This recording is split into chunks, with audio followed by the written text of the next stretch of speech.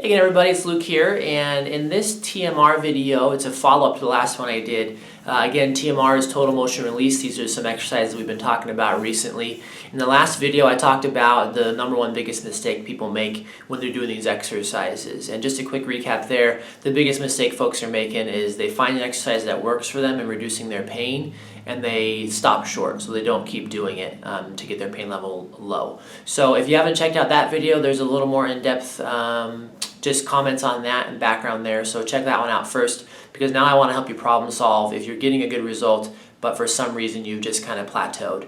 So again, let's say that you found that the exercise that you want to work first because it has the biggest asymmetry for you is a shoulder raise. So you say when you lift your left shoulder up, there's a lot of pain, tightness, restriction. It's hard to get up there. And when you raise your right arm, it's nice and smooth, no problem. And when you're rating that, let's say that you rate the difficulty with that left arm, let's say you rate it a 60. And again, 0 is nothing, 0 is what you'd like it to be, 100 is the worst. And you say between factors like pain, difficulty with movement, tightness, the speed at which you can move, you've put it at a 60. So it's not just pain level. So again, left arm, kind of difficult, we're gonna put it at a 60. And then you decided that you're going to work the arm raise on the right arm to improve the left arm. So let's say you've done on the right arm, the good side, you decided to treat with 2 sets of 15 reps of those shoulder raises. So you're going up and down, 2 sets of 15. And let's say you do that, your 2 sets of 15, you recheck the left arm, and you say, okay, there's some improvement there. It's moving a little bit easier, not quite so painful, can go a little higher. And you say it's gone down from a 60 to a 40.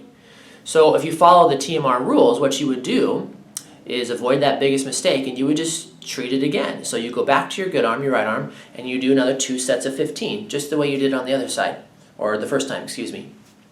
And now you go back, you did your 2 sets of 15, and you go back and you retest your bad arm, which is your left arm, and it's still about a 40. You say, okay, well, let's problem solve then. Because you're not just going to do the exact same thing, because you probably get another, you'd probably stay at a 40. So what you can do is you can tweak it. So that's your next option. Just put that in the back of your mind, is you can tweak it. Now the way you can tweak it, again on your good arm, is you can say, well, I did 2 sets of 15, but maybe I wasn't really pushing it that much. So now you're going to do 2 sets of 15, and you're really going to push it up.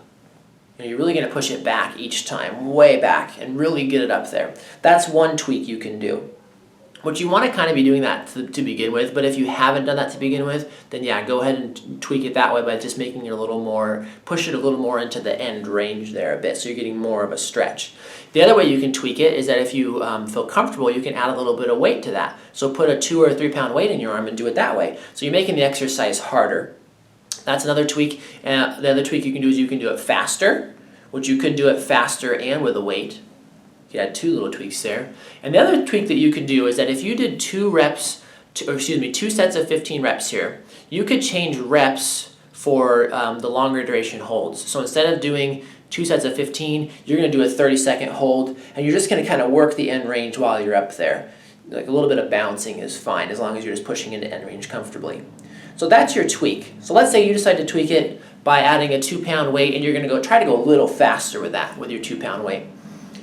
You do 2 sets of 15, you just made it faster and a little more resistance with the 2 pound weight, and then you go recheck the left again, and with any luck, that 40 now went down to say like a 20.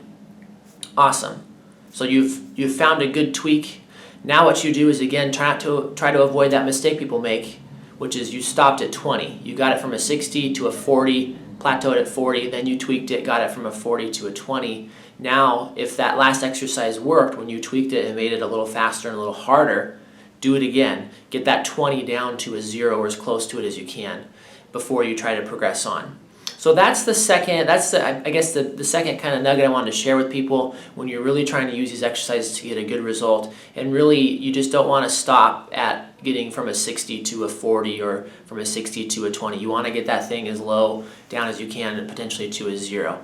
So I hope that problem solving helps you a little bit. There are some more advanced problem solving tips that I'll probably share here in the future, although I'll have to decide on that because I don't want to get too far above people's heads with this stuff.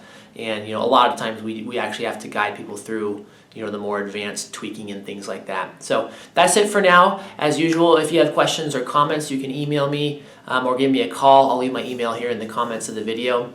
And I hope you're having good success with these. I hope they're kind of making sense. And if they're not, go back and watch those videos, or like I said, reach out to me with a phone call or an email. So there you go for now. Thanks for watching.